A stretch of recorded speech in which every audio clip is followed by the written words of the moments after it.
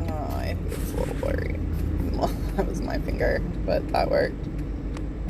Scratchpad is not working, but I think I remember what was on there anyways. And I still get to listen to 2 more of your videos. I still get to listen to the Presby ones too. I have not listened to those ones yet. Sorry, I'm trying to turn left. So I'm just kind of trying. Oh, no, that is not gonna work. Oh, man. Yeah, can you, like, move back, please? Dang, now I can go. And I just dropped the phone. Hang on, I'll get you in a sec. That was nice of them. They moved.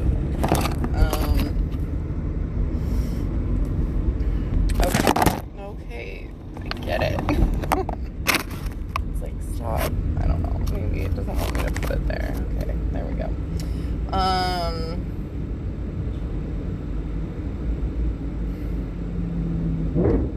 So, response to your dream video. First of all, the house looks amazing. I'm so excited for you guys.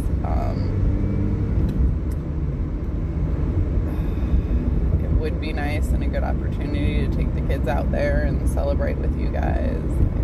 I didn't plan at all for that one. I have the kiddos for the 4th of July weekend.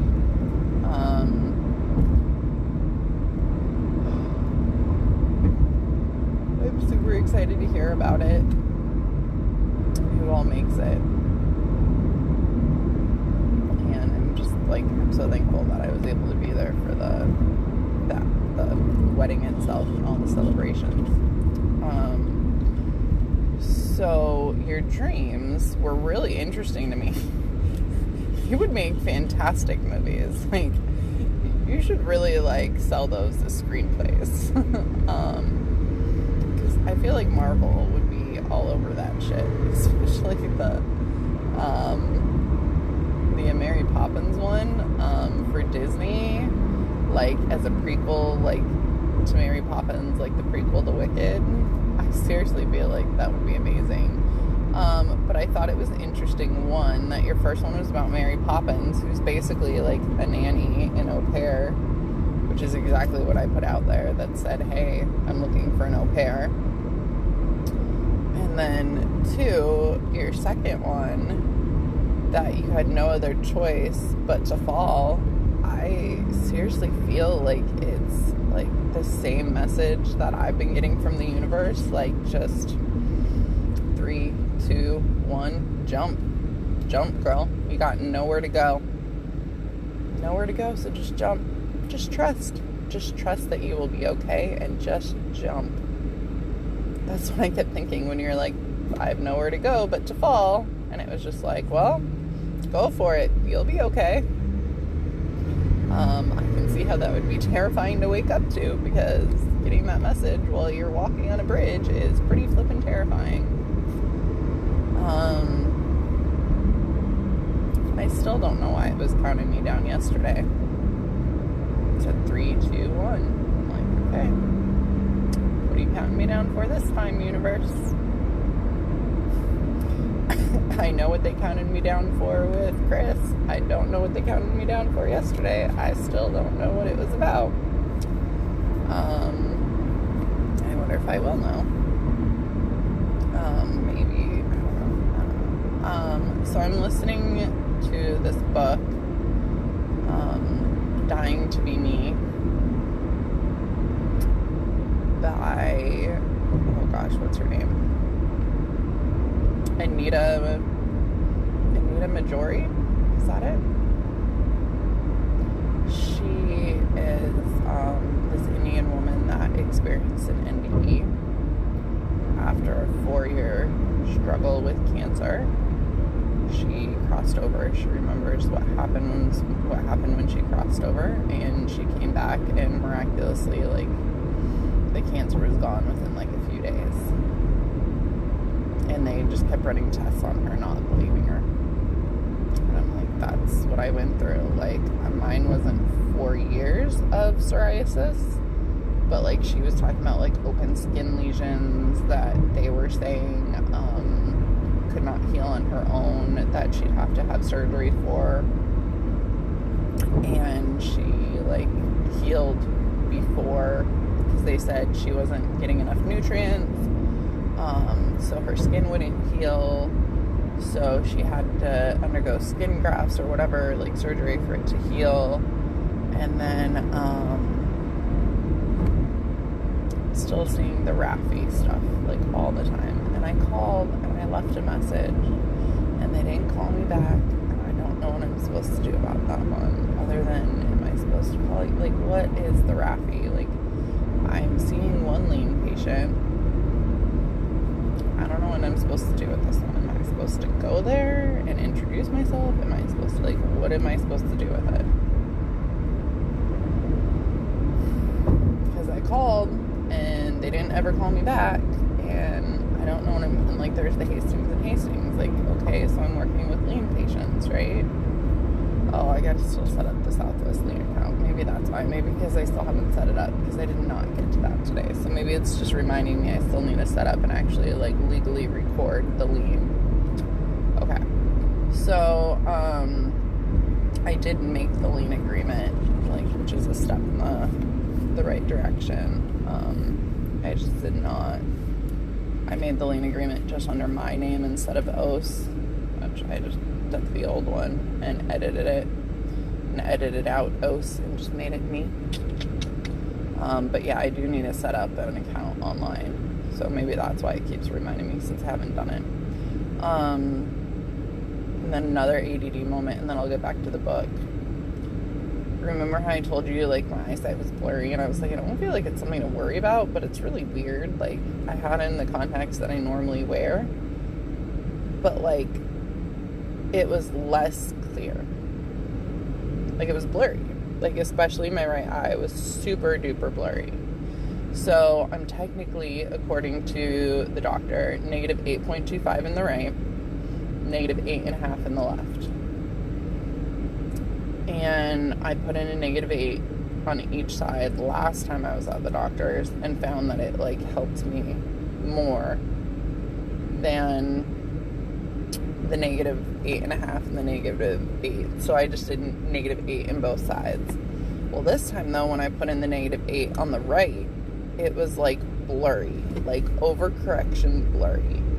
So I was going to go in today and ask, and it worked out perfectly. I was going to go in today and ask for a 7.5 on the right, just to try it. Luckily, she was super open to that, totally fine with it. Because I was like, I didn't even think about it. Like, what if she says no? Because she has them in the office, you know, like, as, like, little samples. I didn't even think about the fact that she could have said no, because I just went in and I was like, yeah, can I try 7.5? And then the assistant was like, well, I have to look it up and make sure, and blah, blah, blah. And I was like, okay. So she looks, and then, you know, she takes me back and she lets me try it. And I was like, this is so much better. Like, I kept, like, closing and being like, yeah, I can definitely see better. Yeah, I can definitely, like, okay. So now I have negative 8 on the left and negative 7.5 on the right, even though my prescription technically is negative 8.25 and negative 8.5. I know it sounds weird, but I feel like with the healing that I'm doing, I feel like my eyesight is, like, slowly improving. I would love if that would be one of my healing journeys, that I heal myself without surgery, and over time, I don't know how quickly can I do this, that I have, like, 20/10 vision without LASIK. How fucking amazing of a story would that one be? Like, yeah, okay, the whole I can fly thing, I can walk through fire thing, I get it. I know, I'm a little out there now. That's what happens when you have an NDE, which is what I love about this book. But also, like, you know, this is something a little bit less intense. How cool would it be if I, like, healed my vision and I could see? It would be amazing. So I'm putting that one out there. I have 20/10 vision. There you go. I just need to start saying it, right? I have 20/10 vision. What's my vision? 20/10, right? In reality, it was like 2200. was like when I went recently to the doctor. I don't know if it was this last time or before, but yeah, it's been 2200. Fake it till you feel it. I got 2010 vision. Back to the story though, the NDE. I'm loving it because she just makes me feel so validated, because she talks about coming back from her NDE and like having a hard time relating to people,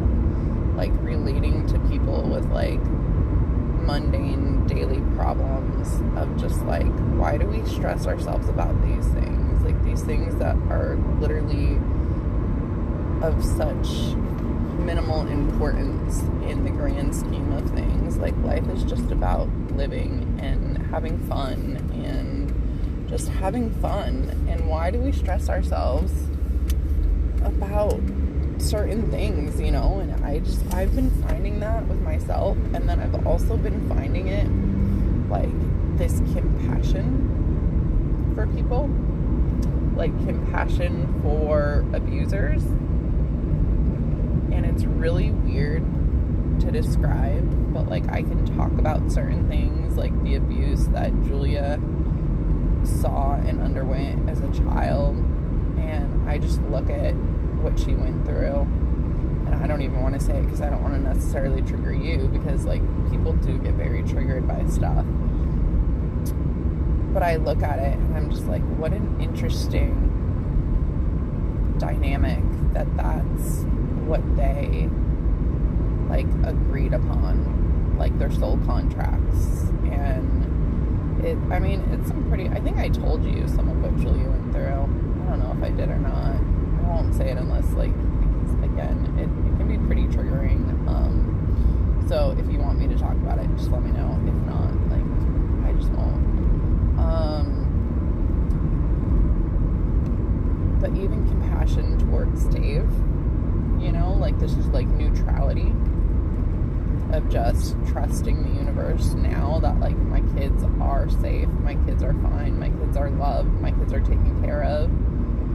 And like I've seriously had this compassion even like for him, for people that have like done quote horrible things to other people, where it's like, how fucked up are they to treat somebody else that way?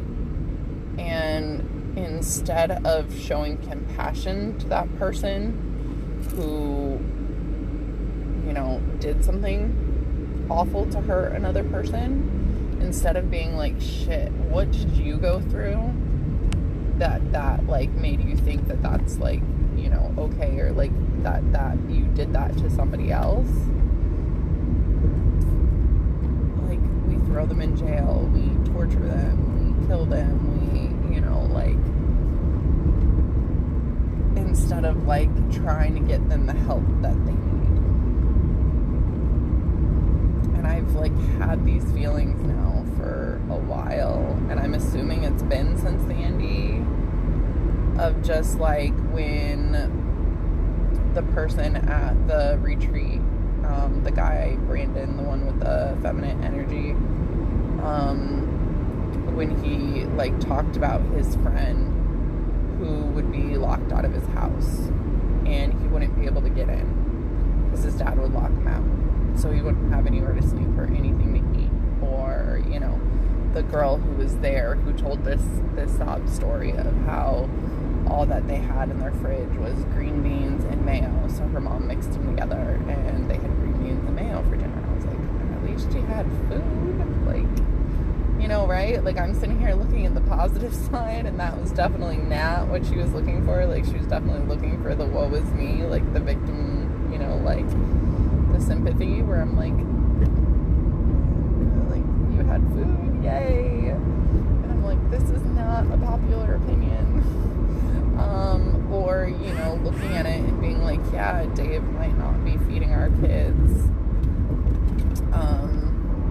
you know, quote, like vegetables and fruit. I don't know why I said quote, but like vegetables and fruit and stuff like that. But like our kids are clothed, they are bathed, they are fed, they have a roof, they have, you know, stuff thanks to Sam. Like, they're are taken care of. Like, their dad at least feeds them. He doesn't hit them. He doesn't yell at them. Like, you know, that's a good thing. And then I'm like, but, you know, at the same time, like, I do want my children to experience, like, the magic of, like, a mom and a dad. And, like, a dad that, like, really, truly, like, loves them and shows them, like, so much love, right? Like, I still do want that for them, like a bonus dad. And I would love that, you know, in my life to be shown that love, like, in a romantic way. And it's weird, because I just feel very validated after listening to her book, because she talks about the same thing, where she has, like, compassion for, I don't know if she says it particularly, but for, like, a serial killer. You know, like, we treat them as basically, like, that they're diseased, and we treat them worse than somebody that has cancer. When somebody has cancer, like, we show them love and compassion and care. It's just theirs manifested in a physical disease instead of in a mental disease, and, you know, like, in cancer in their body instead of molesting somebody else. And it's just like, oh, like, it hurts my heart, like, how bad those people are hurting that do stuff like that to other people, and just this desire for them to be shown compassion and love instead of, like, you know, treated the way they are, like they're diseased, but, you know, not even in, like, a cancer we love you kind of way. And it's very weird to be on this side of feeling that way, and I've been feeling that way for a while now. Like I said, I'm assuming since the NDE. I don't really know, and it's so validating to hear somebody else feel the same way, and to, you know, look at things in just a different light.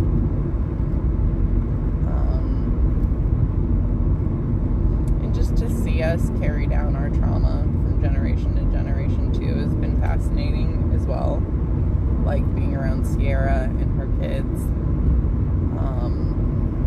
it just makes me appreciate how far I've come, and really wanting to acknowledge, like, that I am a good mom, and that I'm probably often too hard on myself, like, for not, you know, like, being, quote, more perfect or better or whatever. Like, Sierra is such a sweet female. Probably at least 3 to 5 times a day she would flip out on her kids and lose her shit and yell at them. Like, just not recognizing her own trigger, you know, like, that it was coming, and then freaking out on her kids, being like, instead of saying, like, you know, setting clear boundaries of, like, okay, you can do this for 2 minutes and then we're leaving so I can go eat. She'd wait, you know, like, until that time, and she's like, Mommy is hungry and Mommy needs to eat. You guys need to go put your shorts on like I told you for the 15th time, and, like, just stuff like that. And I'm like, I love you, girl. Like, you know, and then, like, just compassion for her and her kids, and just kind of like, or, like, you know, talking about how, and I think it just helps me to see too that it's just stuff that I don't necessarily, like, you know, she's learning, but just stuff that I don't want to carry on, you know, like, in my own life with my own kids, like, just learning, like, I really don't want my kids to experience that, so I want to keep learning and growing for myself. And she'd be like, you know, like, we talk about how you and I, like, we always did stuff to make other people happy, and how much it sucks. And her daughter is a little bit, her daughter is pretty, I want to say hard-headed, but, you know, that's not necessarily the word, but pretty, like, she's pretty hard-headed. Like, she's pretty, like, she stands up for herself. Like, no, I want to do this, or no, I don't want to do that. And I can just see it, like, with her and her daughter. Like, so her daughter, I didn't even know that her daughter, like, you know, was, quote, fighting something off. Her son had a runny nose. It was experiencing, like, a rash. But it was, like, you know, so, like, I could tell he was, like, experiencing something. But her daughter, I couldn't even tell. But Sierra wanted her daughter to drink this, like, vitamin C drink. And her daughter said no. And she hid behind me. She goes, come on, for me, please. And then her daughter was like, no. She goes, Izzy, I need you to drink this now. And she, like, literally, like, forced her daughter pretty much to drink it. Like, forced her to come around and opened her jaw and, like, poured it in. It was like, you need to do this to feel better. I'm like, oh my gosh, like, I just, you know, like, oh, sweet girl, she's gonna have so much to learn growing up about, you know, standing up and not doing stuff to make others happy. And it's like, it's her mom. Of course she wants to do it and make her happy. Anyways, I'm here for the kids, so I'm gonna pick them up. I love you. I miss seeing you. It was so nice to see you in person, but it's nice to see you back on here. And I look forward to listening to your last couple videos. I love you, girl.